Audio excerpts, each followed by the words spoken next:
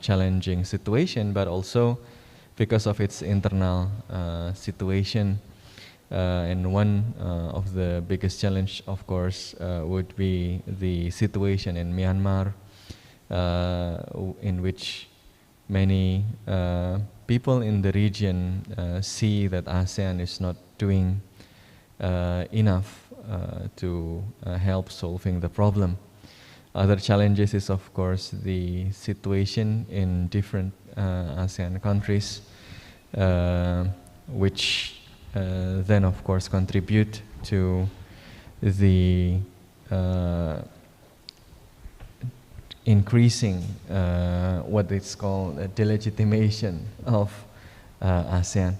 So against that backdrop, I think today's discussion would be a very important event for not only our students and academicians in this faculty, but also to the broader public, as the discussion will be broadcasted also in YouTube and other channels. No? So, without further ado, I would like to thank all the organizers, the ARC, the Department of Political Science, and all of the team. And thank you, Professor, again, and looking forward to learning from you. Thank you very much. Okay, thank you very much, Mr. Sofwan. And the second remarks, we invite Mrs. Huria, Director of Center for Political Studies, Universitas Indonesia. Mrs. Huria, the time is yours.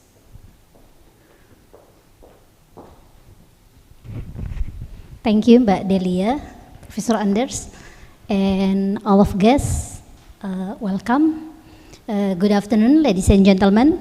My name is Huria, and it's my privilege and great pleasure on behalf of the Center for Political Studies Universitas Indonesia to welcome you all in this special occasion, a public lecture by Professor Anders Uhlin. We are delighted to have you here again. I remember back in 2016, when you first visit Universitas Indonesia to give lecture on your research, and today we have the opportunity to welcome you again to talk about your recent research on the legitimation of ASEAN and international organization. For audience who attend this lecture offline and also online, I see that some of you join this even online in Zoom. I'm happy that you can participate in this occasion, and for all Indonesian audience, I think you all remember Professor Anders, because he is a distinguished scholar and specialist in democratization and civil society issue, and I remember his popular book, Oposisi Berserak, has been one of the most important pieces of literature for political students who want to study about Indonesian democratization back in 1998. His excellent works need no introduction because the results speak for themselves. So I hope everyone will benefit a lot from this lecture. Please enjoy, and let's give applause to Professor Anders Uhlin. Thank you. Okay. Thank you for the concise opening remarks from Mrs. Huria. And next, we would like to invite Deputy Academic of Asia Research Center, Mrs. Diatika W.P. Yasih. Mrs. Diatika, the time is yours.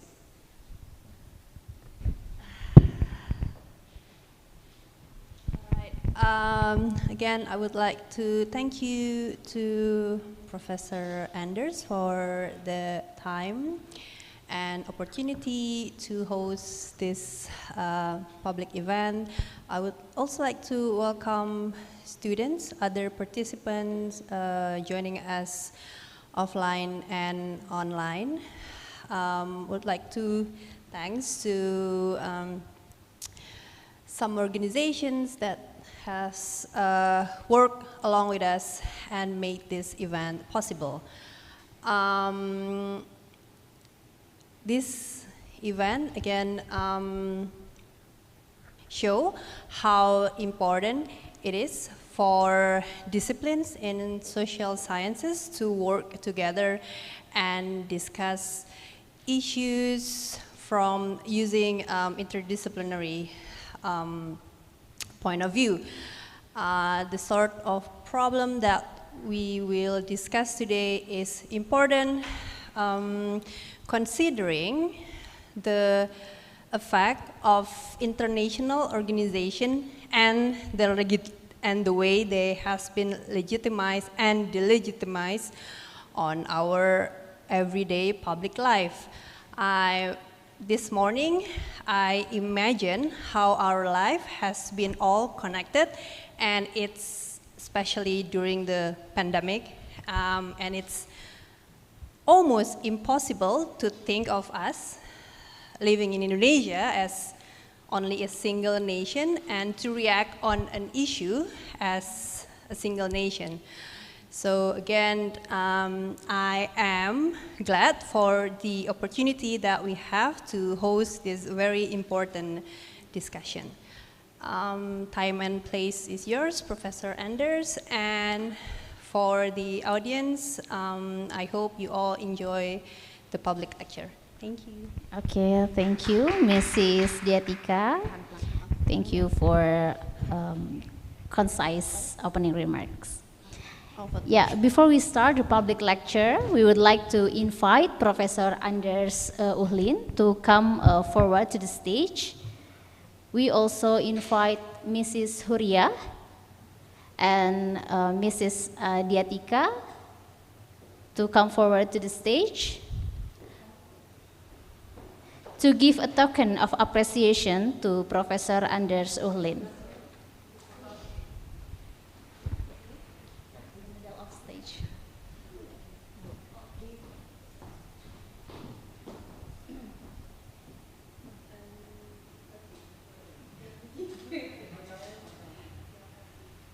Okay. Take a photos, take a picture. 1, 2, 3. One, two, three. Okay. Okay. Yeah. Thank you for Mrs. Diatika, Mrs. Surya, and Professor Anders Uhlin. And maybe before we start our public lecture, we can get some pictures together, right? Yeah, with all attendees here. I mean, we can take a photo before we start a public lecture. Yeah.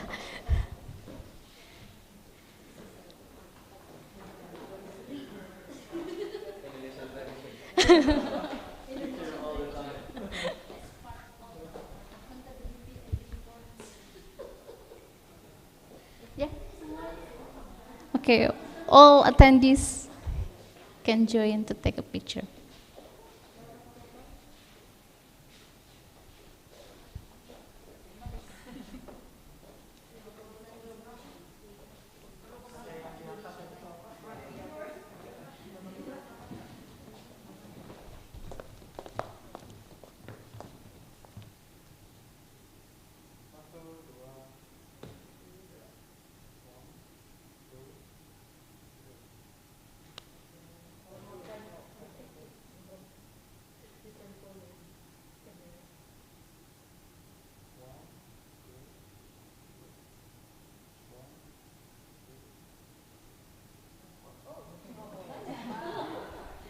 Long.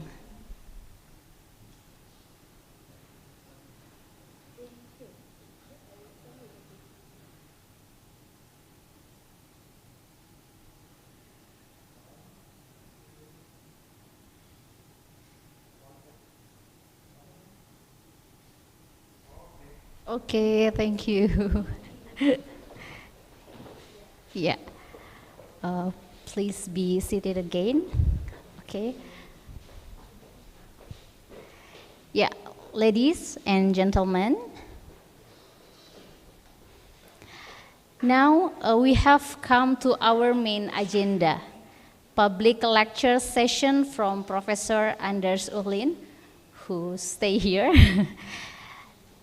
Drawing on a new book on legitimation and delegitimation in global governance, Professor Uhlin will present his findings on how ASEAN uses various legitimation practices and how the organization is legitimized and delegitimized by other actors, as well as how it compared to other global and regional governance institutions.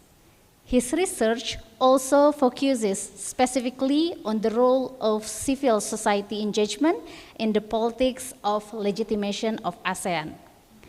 Ladies and gentlemen, without further ado, now allow me to welcome Professor Anders Uhlin to start the public lecture. Professor Uhlin, the time is yours.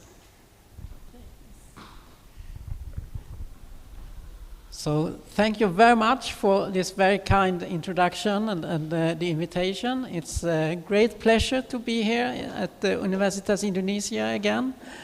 And I really look forward to the discussions about the Association of Southeast Asian Nations and questions of legitimation and delegitimation. Can I have the first slide of the PowerPoint presentation? Yes. Excellent. So we can take the next slide, please. This is based on research that I've been involved in for quite some years now. It's a 6-year research program on legitimacy in global governance, collaboration between researchers at Stockholm University, Lund University, and Gothenburg University in Sweden. We recently finished that research program and published 3 volumes with Oxford University Press. And one of the books that I've been involved in is this legitimation and delegitimation in global governance, which I will draw on for the lecture today, together with some other material as well. I should also mention that this is something that follows up on my previous research. You mentioned that I was here in 2016 and gave a lecture on civil society and regional governance. And this is the book here that was published, I think, shortly after my previous lecture here, examining civil society engagement with the ASEAN and with the Asian Development Bank. So to some extent I will focus specifically on civil society as part of the politics of legitimation of ASEAN, but more broadly. Next slide, please. So let's start with this book, which is open access. So anyone interested could visit the Oxford University Press website and download the whole book.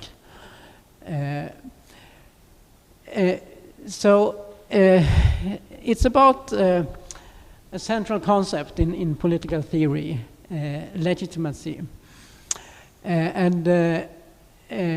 We understand legitimacy in global governance to be primarily found in the beliefs about the appropriate acquisition and exercise of authority by a governing institution.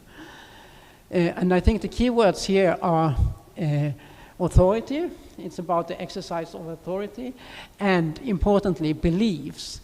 So we are interested in the beliefs that various actors have about how legitimate or illegitimate certain governing institutions are. And this is a sociological or an empirical approach rather than a normative approach. So we are not, as researchers, assessing how legitimate the ASEAN or other organizations are. We are empirically investigating what other actors believe about the legitimacy of these institutions. And it's also a process approach. So it's actually not the legitimacy beliefs as such that are in focus. It's the process of legitimation, which we define as processes that may reinforce beliefs that the rule of a political institution is rightful and exercised appropriately. And delegitimation, the opposite then, processes that challenge beliefs in the rightfulness and appropriateness of a political institution's exercise of authority. Next slide, please. So the overarching research question for this book is how, why, and with what impact on audiences are GDIs legitimated and delegitimated. GDIs is an abbreviation we use for global governance institutions. The reasons that we do not speak about international organizations is that this is typically taken to mean intergovernmental organizations, and we have a broader focus, so it's not only the intergovernmental organizations with states as the members, but also non-state governance arrangements beyond the nation state. And including regional organizations like the ASEAN, the African Union, and the European Union. Three key concepts in the book are practices first, the different practices that are employed by different state and non-state agents that may boast or challenge the legitimacy of GDIs. And we distinguish between discursive legitimation and delegitimation practices, so linguistic practices, and behavioral practices, which are non-linguistic, basically. And a specific form of behavioral legitimation practice is what we call institutional practices, which is when a governing institution introduces policy reforms, institutional reforms, as a way of legitimizing itself. And I will return to that shortly. The second key concept is justifications, normative justifications that these agents draw on when engaging in legitimation and delegitimation practices. In the literature, it's common to distinguish between the input side of policy making, which is about democratic values, so how democratic or undemocratic is policy making. The other side is the output side, what we call technocratic values or justifications, more about how efficient or effective are the institutions in solving various problems. And the third concept, finally, is about the audiences that might be impacted by legitimation and delegitimation, and that can be both state and non-state audiences. Next slide, please. Yeah, this is a conceptual or analytical framework in the book. I've already introduced the key concepts here, I think. Could just point out that it might seem a bit actor-centered, the way the framework is designed, but it's important to also remember that we take into account the structural context, both the institutional structure of the object of legitimation and delegitimation, which is the global governance institution.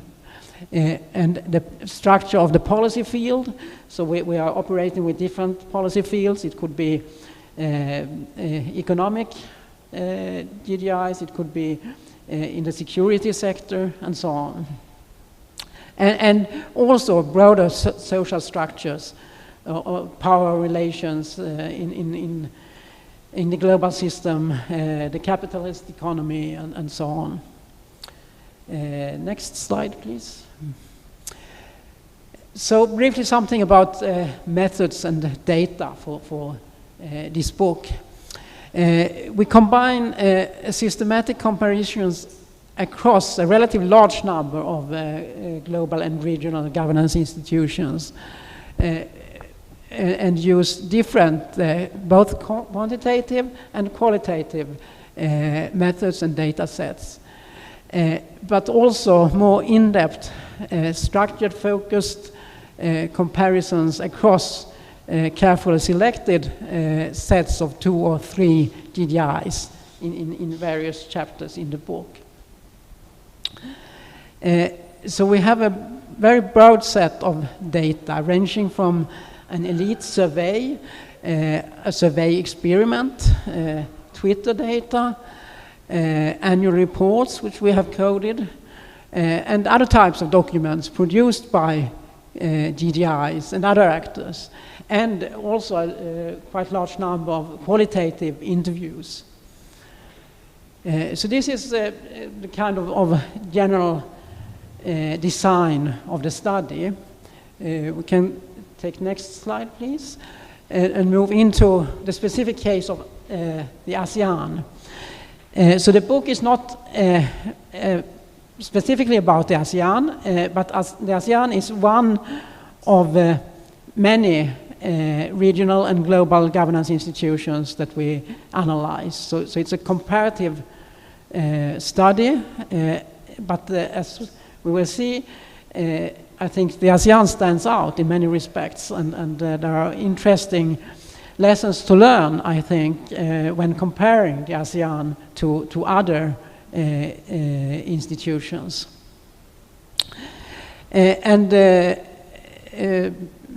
Yeah, these are some examples of legitimation practices by the ASEAN, I think. As you all know, the ASEAN has a flag, an emblem, even an anthem. So all this, I think, is typical for the kind of regional international organizations like the ASEAN and the EU and the African Union and so on, trying to build a sense of community and so on. And then you need these kinds of symbols, rituals and so on. We have the typical ASEAN photo with the leaders holding hands, crossing their arms, which is a symbol of ASEAN, I think. The ASEAN is producing a number of texts to promote this sense of community. So this is an example of a children's comic book on ASEAN history. So in short, the ASEAN is engaging in a lot of legitimation activities in order to make people believe in their authority and that their exercise of authority is appropriate. Next slide, please. But there are also major challenges for ASEAN. Three of the main issues, I think, if we look at it a bit historically, has been the Thai-Cambodia border conflict, a quite serious conflict between two members of the ASEAN, although this is not a big issue anymore. But the South China Sea, I think, is still a major problem with members of the ASEAN having slightly or having different positions in relation to China and in relation to territorial conflicts in the South China Sea. And then the main legitimacy challenge, according to me at least, is and has been for quite some time the case of Myanmar and very serious human rights abuses in this member state of the ASEAN. So this is something that has made many people ask the question, does ASEAN matter? As in the title of this very interesting book by the former Indonesian Minister of Foreign Affairs, Martin Natalegawa, a book that is very rich, I think, in legitimation statements and really discussing these challenges, although not using exactly this language. Next slide, please. So the case of Myanmar, I'm sorry about these quite crude pictures, but I think they display some kind of quite widespread feeling that the ASEAN is not doing enough in relation to the military dictatorship in Myanmar and atrocities committed against the population in Myanmar. So the picture to my right here is from 2009, and the one to the left here is a more recent, suggesting that basically that the ASEAN is protecting the junta in Yangon in Myanmar. So these are examples of delegitimation using the kind of concepts that we apply in this book. Next, please. And a quite extreme form of delegitimation has been the burning of the ASEAN flag, which we have seen occasionally in demonstrations in Myanmar, where people in Myanmar are very upset about the lack of support from other Southeast Asian states, and especially from the ASEAN as an organization. So this is just as a brief introduction to some of the legitimation and delegitimation politics that's going on surrounding the ASEAN. Next slide, please. And I will then put this in the context of the transnational civil society engagement with the ASEAN also, and how this might play into both legitimation and delegitimation politics. Next slide, please. But I will first report some findings in the book I mentioned first, where the focus is not on the ASEAN as such, but comparing the ASEAN to a number of other regional and global governance institutions. So let's start with what we call institutional legitimation practices. So that refers to institutional reforms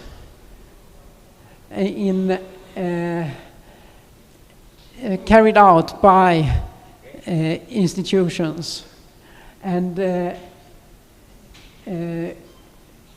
we've approached this study by focusing on annual reports, or at least parts of the annual reports, the introductory pages of all annual reports between 1985 and 2017,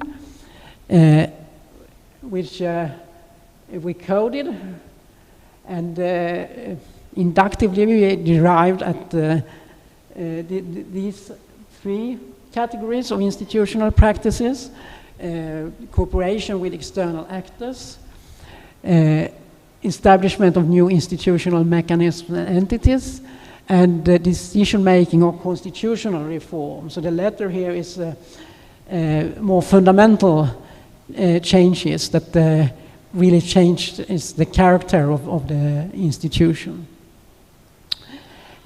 Some interesting findings in relation to the ASEAN is that the ASEAN used intense legitimation in the 1980s and early 1990s, and also during the last decade. So the ASEAN is one of the organizations in our sample that most frequently referred to these kinds of legitimation statements in its annual reports. And used a diversity of institutional legitimation practices with a quite strong focus on cooperation with external actors. And this is interesting to compare to the European Union, which there was only one instance of a reference to external cooperation by the EU during the whole time period in this context of annual reports, whereas this was very frequent in the case of the ASEAN. So I think that this tells us something about the difference between, on the one hand, a resourceful, powerful, global north organization like the EU, and on the other hand, a global south organization that does not have the same resources and power globally as the EU. All right, next slide, please. Continuing with the normative justifications, with the work on annual reports, but focusing now on normative justifications. I think the interesting thing here with ASEAN in red, I don't know if it's too small for you to see, but I can tell you that the ASEAN is the organization in our sample that most frequently used institutional or other kinds of legitimation and delegitimation practices.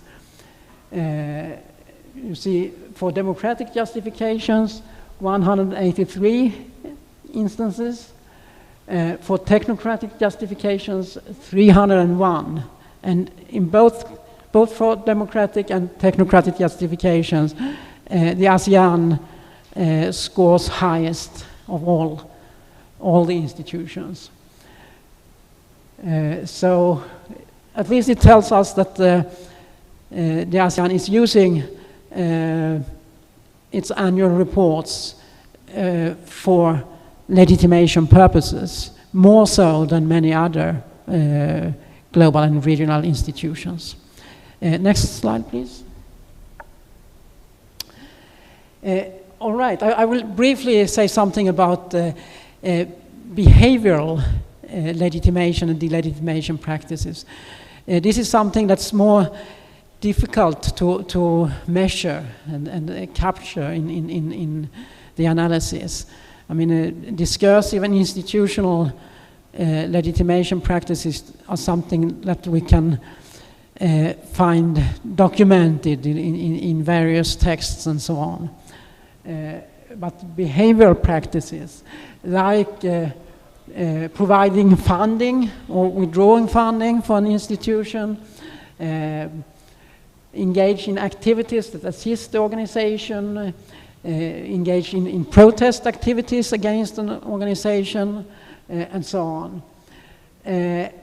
Those are activities that we believe can be understood as legitimation and delegitimation practices, as they might affect the legitimacy beliefs of other actors, but they are quite hard to study. So what we did was that we conducted a survey among elites, political, economic, academic, civil society, media elites in different countries and also on a global level, and asked them about how frequently they did those different practices. Just very briefly on the ASEAN, again in red here, I think it's interesting that when it comes to organizing or participating in events to support the organization, 75% of our respondents reported that they did this at least once during the last year in relation to the ASEAN, which is quite high compared to others. We can also note that participating in demonstrations against the organization is of course not very frequent, but 11% is a quite high percentage for the ASEAN compared to the others, with the exception of the World Health Organization, which is a bit difficult to explain perhaps, because I should have mentioned that the survey was carried out before COVID, so COVID didn't affect the results for the World Health Organization. It was just before COVID.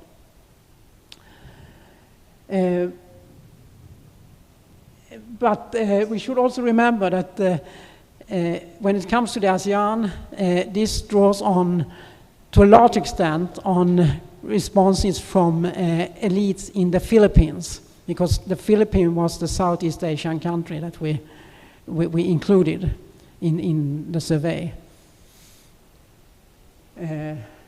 So I suppose that it was civil society elites in the Philippines who engaged in demonstrations against the ASEAN and got this number up to 11%. Also interesting, I think, is evaluations through rankings, ratings, or certifications. 57% of all our responding elites engaging with the ASEAN said that they have been doing this. This is much more than for any of the other institutions here. I don't know exactly how to explain this. I don't know if these kinds of rankings and ratings are more common in this region than in other parts of the world. This is what this data suggests, I think. Yes, we can take the next, please. So I will now move into what we call discursive legitimation and delegitimation practices. Here I will draw on Twitter data. We collected all the tweets on different DDIs during 2 full years, 2019, 2020. Here in this table, I'm drawing on a kind of sentiment analysis that's provided by the organization that we worked with for collecting this data. So it's a kind of sentiment glossary where you assign a positive or negative sentiment to different words and sentences.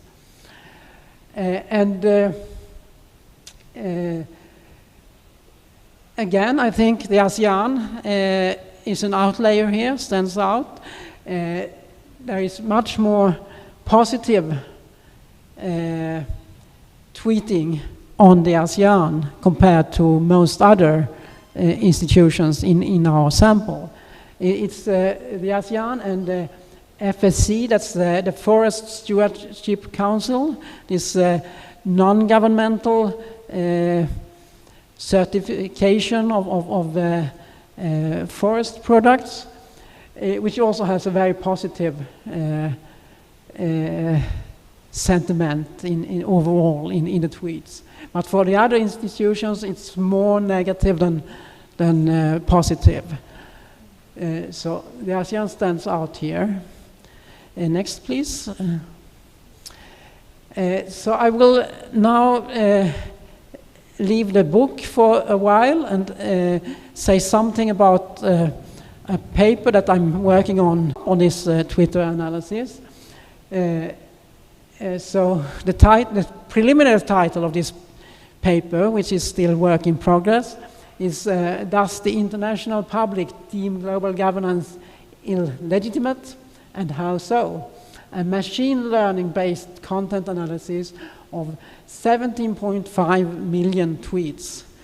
So that's quite a lot of data.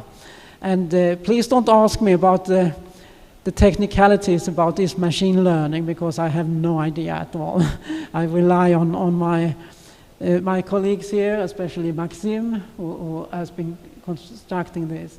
But what we have done is basically that we have manually coded a number of tweets for each organization and coded them into positive or negative sentiment. Well, first of all, if it's about legitimacy or not, and then positive and negative sentiment, and then if it's about referring to input legitimacy or output legitimacy. And then we have trained a transformer-based language model to code the rest of the tweets in the data.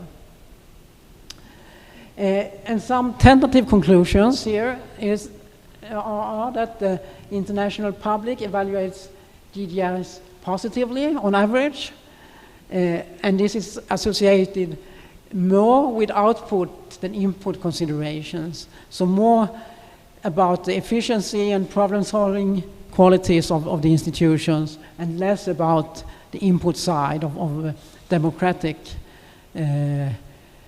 credentials. On average, also, global multipurpose, governmental, and high authority GDIs are considered less legitimate than regional, task-specific, non-governmental, and low authority institutions. And a perceived lack of input virtues explains legitimacy deficiencies. So when tweeters have a negative sentiment about an institution, they mainly refer to the input side, democratic shortcomings. But that's the general conclusion when we do not differentiate between different institutions. But if we take the next slide, please. And this is probably, again, too small for you to really see. But you can see that there are red and green colors. So the red is negative sentiments, and the green are positive sentiments. And even if it's small, you can probably see that there is more green than red. So overall, for most institutions, the tweets are mainly positive. The only exception is the European Union, where we find 56% negative. But what is interesting here is, again, the ASEAN, 7% negative. So extremely positive tweeting about the ASEAN. This is similar to the World Health Organization, and this is again based on 2019, so before the pandemic. And the Forest Stewardship Council again has the same rate. But it's striking how how positive those using Twitter about the ASEAN are, about the organization. Next slide, please. And this is even more complex and difficult to see, but I try to explain, because here again the ASEAN goes against the general pattern. The general pattern is that the negative tweets are mainly focusing on the input side, on the lack of democratic credentials of the organizations, whereas the positive tweets are mainly focusing on the output side. It's problem-solving, efficiency qualities. But for the ASEAN, it's the other way around. So there are quite few negative tweets about the ASEAN, mainly focus on the output side, and it's a failure in solving the problems is to solve. And very few, the red here, 14%, about the lack of democracy, which is a bit strange, I think, given that the member states of the ASEAN certainly does not score high on democratic qualities.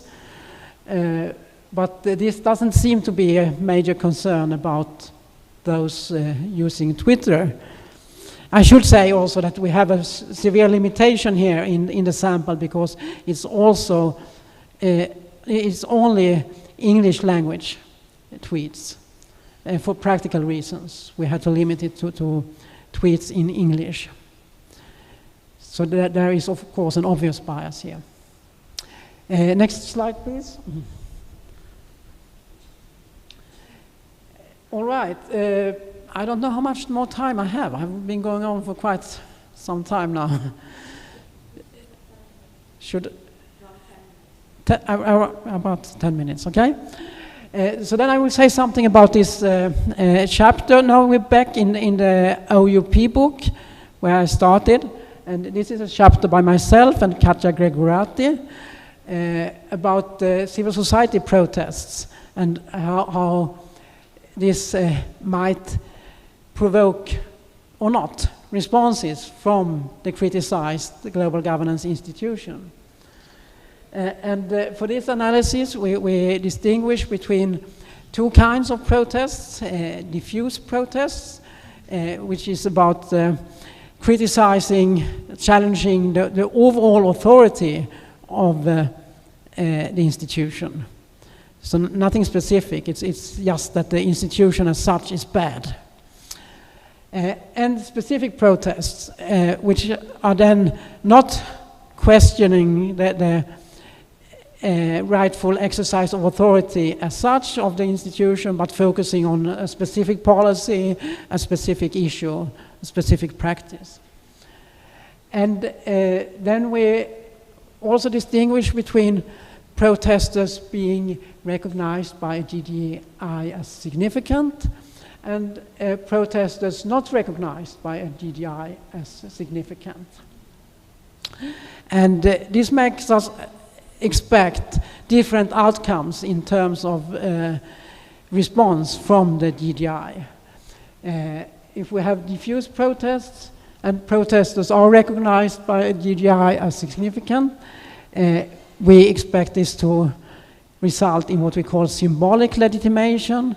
So that means that there is some kind of response from the institution, but it doesn't really address the main concern of protesters in a serious way. The institution tries to legitimize itself by other means. If it's about specific protests, though, we expect that it's more likely that there will be some kind of substantial legitimation where the institution actually introduces some real reforms. But in the case of protesters not recognized by GDI as significant, it's likely that the protests will be ignored. It doesn't really matter if it's diffuse protest or specific protest. This will simply be ignored by the institution. Next slide, please. So we have 4 cases then, one for each of the possible combinations here. 2 of the cases is about the G20, and the G20, I think, depends very much on the host organizing the summit. So when it was organized in Australia in 2014, protesters were recognized as, or to some degree at least, as significant actors, while the year after, in 2015, when it was Turkey that was hosting the G20, protesters were not recognized. And our third case is the World Bank, where we are examining protests against the World Bank's funding of oil, gas, and mining projects, and the responses of the World Bank over time. And the fourth and final case here is then the ASEAN, and the protests against ASEAN's failure to act on human rights abuses in Myanmar. Basically we find that these cases confirm with our confirm our expectations. My conclusion here on the case of ASEAN is that protests have been ignored by the ASEAN, basically. Next, please. I will end with a few words about another publication.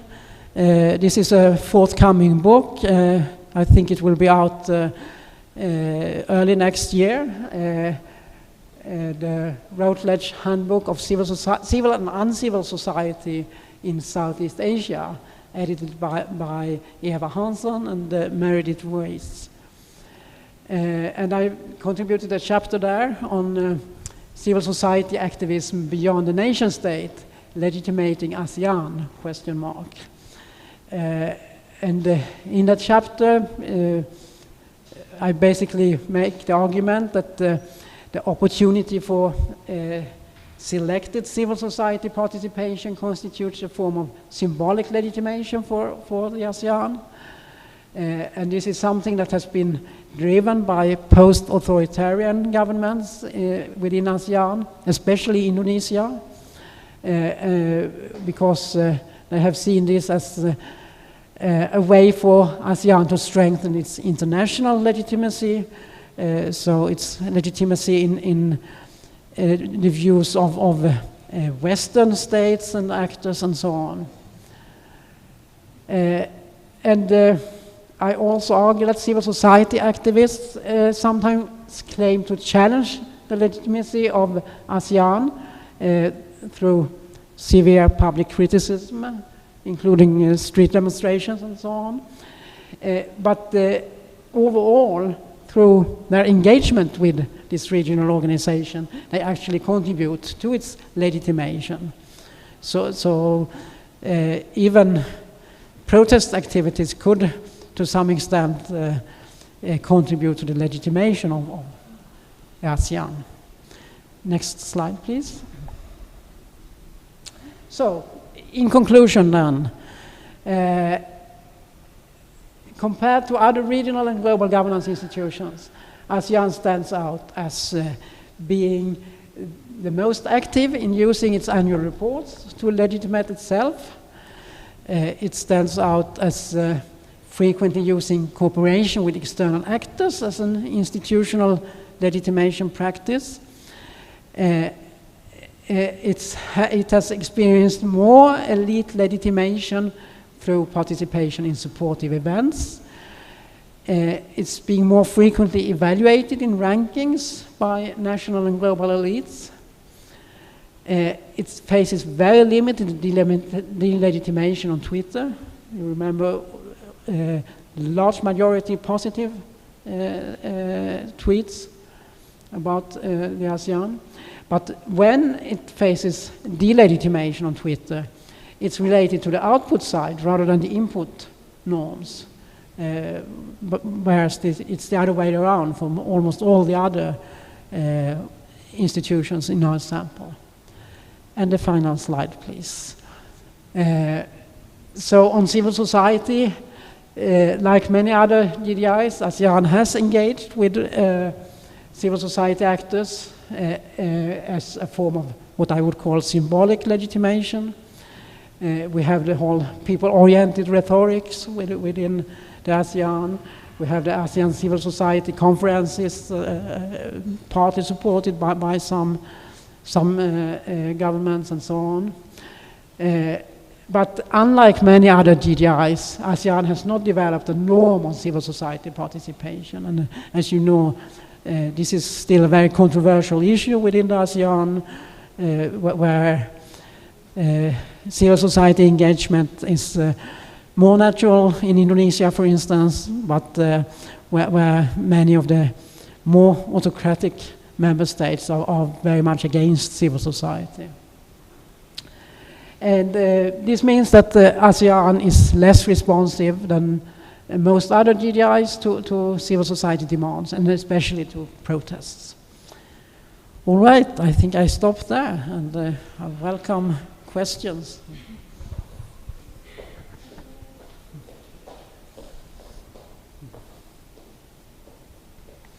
Okay, thank you very much, Professor Anders Uhlin, for very inspiring lecture.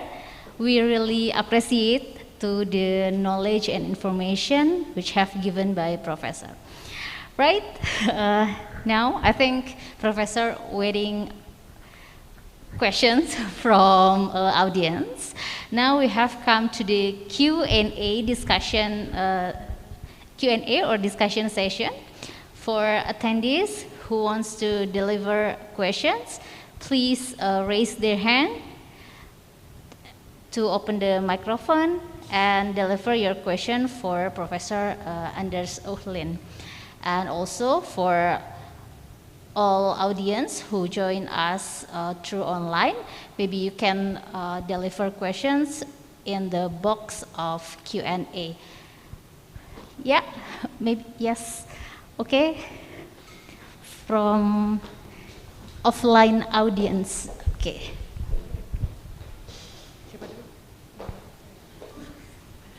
Yeah. Thank you, Anders. It's very interesting findings actually. When in your presentation and also in your conclusion, there is this positive sentiment about ASEAN, especially in the social media and in Twitter, and you perceive it as the less delegitimation on ASEAN.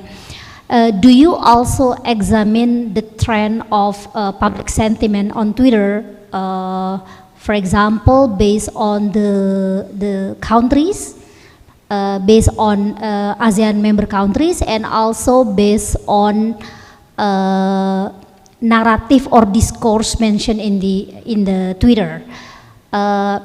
What I assume in Indonesian case, probably because most of Indonesian people do not know about ASEAN, even though we have ASEAN Secretariat in Jakarta, but most Indonesian people do not know about what is ASEAN and how it play roles in regional issues and so on and so forth.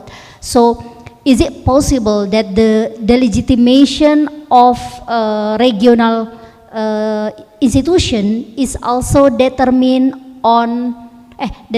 by people knowledge, and also how this organization have some sort of like public visibility to the society?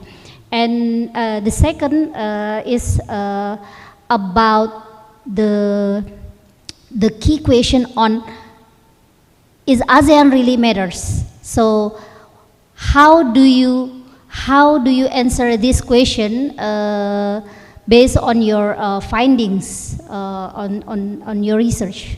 Thank you. Okay. Thank you. I would take on Mbak Huria's question on does Asian matter?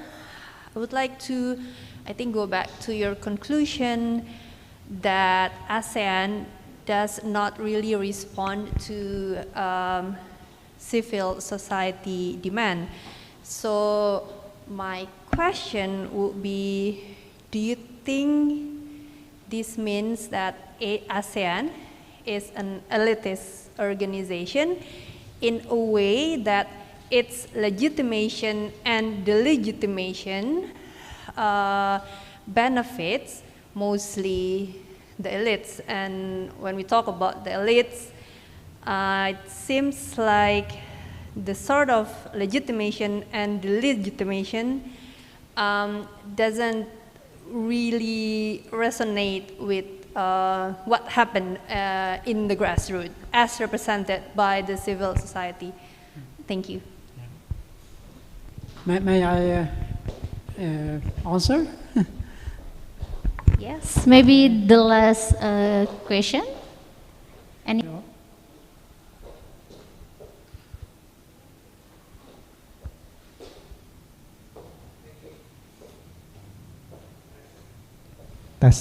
Yeah, thank you, Prof. Anders. It's interesting when you show the data of perception on Twitter.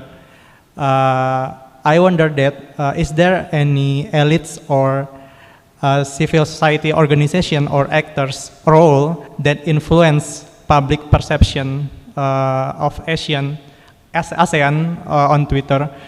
If any, what are that roles? Thank you. All right, so I will try to answer, see if I remember now all the questions. But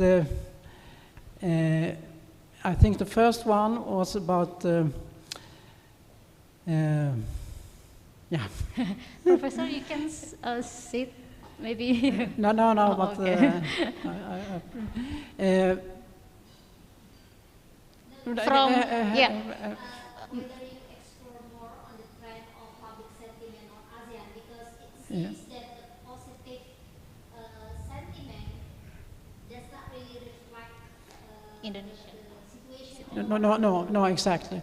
So we have not broken this down on the data on what country the Twitter account is from. So I can't say that, and it's not that straightforward either to do that. But it would be very interesting, I think, because I expect that we would find quite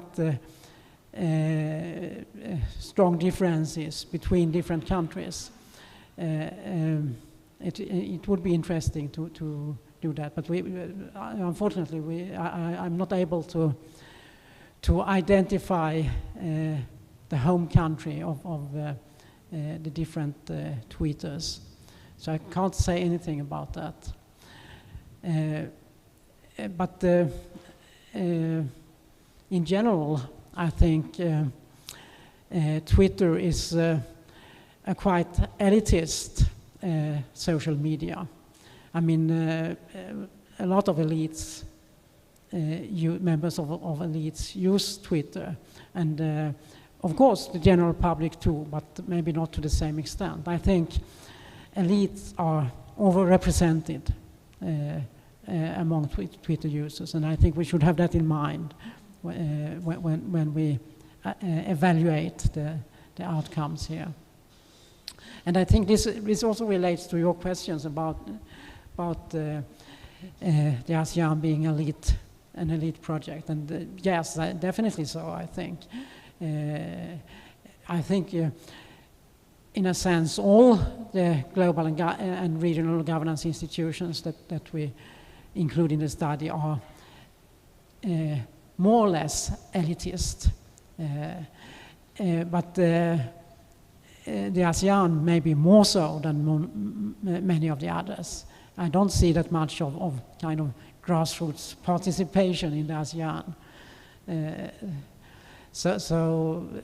Yes, it's an elitist organization, and my interpretation is that the kind of discourse on being people-oriented and community for all peoples in Southeast Asia and so on is so far mainly on the rhetorical level, not really practical policies. And this means that it's difficult for civil society activists to influence this organization. And I know that there is an ongoing debate among civil society activists who have been engaged in this kind of advocacy targeting the ASEAN, whether or not it's useful to continue with this. And I think many see the ASEAN Civil Society Conferences more as an opportunity for networking within civil society, regional civil society, than as an opportunity to engage with the official ASEAN representatives. So let me see, you had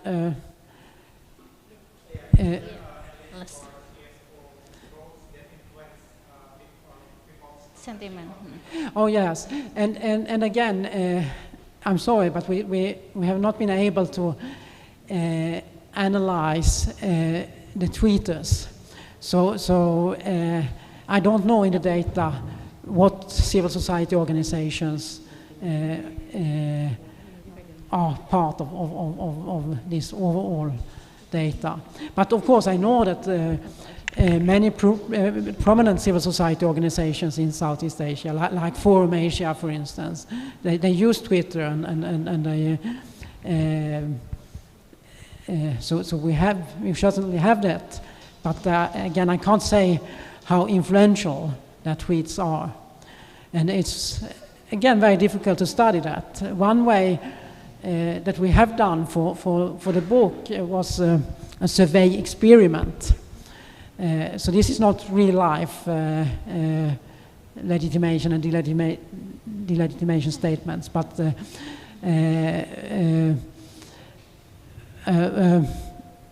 well, basically you expose respondents to different scenarios and see if they if you tell them that there have been civil society protests against this international organization, is this something that affects their legitimacy beliefs, their confidence in that organization? So that's one way of getting some kind of estimation of what kind of legitimation and delegitimation practices by what kind of actors might be effective in having consequences for people's legitimacy beliefs. But it's hard to study that in the real world, so to say.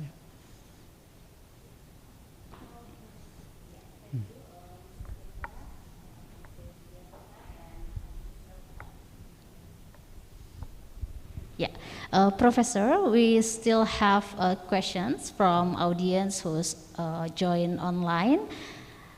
She is Aninda Dewayanti. She asked 2 questions. First, following up on Tika's question, ASEAN historically has been an elite organization, not a bottom-up one. We can see it in the Myanmar, Cambodia, and Laos membership in the 1970s and shuttlecock diplomacy during the SBY era.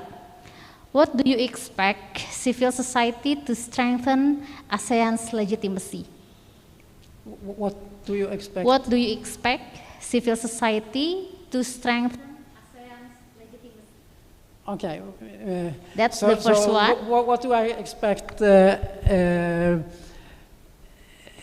civil society to be able to strengthen the legitimacy of the ASEAN. And, yeah. Yeah, okay. As you say, civil society is not uniform in ASEAN countries, depending on the level of democracy on each country, hence the delegitimacy. Would you give us examples from other GGIs where civil societies play roles in norm creation or norm entrepreneurship? Thank you. Okay. So let me start with the last of these questions. Examples of GDIs where civil society organizations have played an important role as norm entrepreneurs and so on. I think you find that in the UN system when it comes to human rights policies and so on. And of course, in our sample of GDIs, we have the Forest Stewardship Council, for instance, where environmental NGOs are important members of the institutions. Of course, they have a strong role as norm entrepreneurs there. So I think there are examples, and I think the World Bank, for instance, has a long history of civil society participation, and I think you can find examples there of some influence. But less so in the case of ASEAN then, of course. The first part of the question was, can you please repeat the first question, yes? What do you expect civil society to strengthen ASEAN's legitimacy? So, that's a hard question, I think. But I think that one way of answering it is that from the perspective of the ASEAN, just that you have some civil society participation is a way of strengthening its legitimacy in the views of actors that care about civil society participation. And that would be Western states and other international organizations that have stronger norms of civil society participation. So in that way, civil society organizations that engage with ASEAN contribute to the legitimation of the organization. If we think more about what I call substantial legitimation, which would imply having an influence on the ASEAN that changes the organization in a good direction, then that's more difficult, of course. So I don't assume to see that in the near future, at least.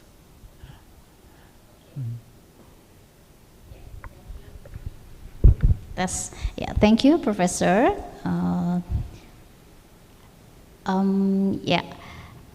Apparently, we still have many questions, I think, from our audience. But due to limited time, we need to end our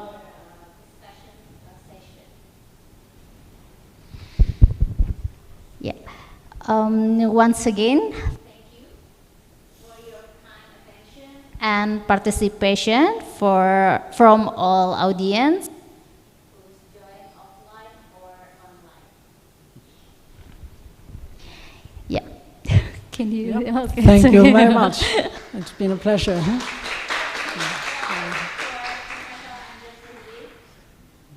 and gentlemen, we have finally come to the end part of this public lecture. Before we close, we would like to say thank you for Professor Uhlin, and of course, we would like to say thank you for all audience. See you tomorrow.